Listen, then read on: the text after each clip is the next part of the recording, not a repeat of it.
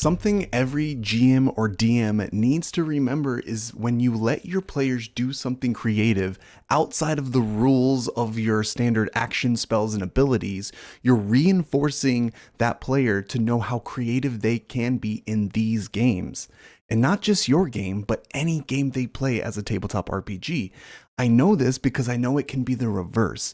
If you restrict your players from doing something more creative outside of their standard actions, or you make that creative move less effective than their standard actions, you're reinforcing them to not be as creative in these tabletop role playing games.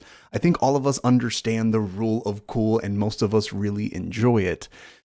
But some easy ways to make sure the rule of cool always feels impactful to your players is simply just making sure that whatever they're doing, if they succeed, of course, have a greater effect than some of their standard abilities.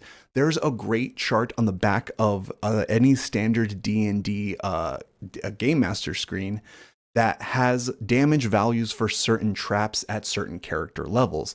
I like to flip this around and have my players be able to do these types of damage values at those levels for when they do something more creative in combat, so it doesn't feel like they wasted their action and they should have just used their own spells. I've had players come to my table and not do anything outside of their class abilities because they've had dungeon masters before who never really valued that or gave them anything really effective with it.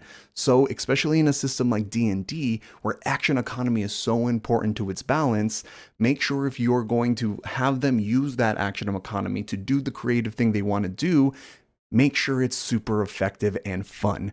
I know a lot of DMs are probably worried that your players will end up doing something that's super effective and then they keep trying to do it. 9 times out of 10, that's not the case. They just want to do something really cool in the moment. And if it becomes something that they attempt to do over and over again, just let them know it was a one-time thing, and then they should come up with something else creative if they want a similar effect. I hope that helps in remembering that saying yes to your players isn't just for the rule of cool, but it's also increasing the creativity that those players bring to future games.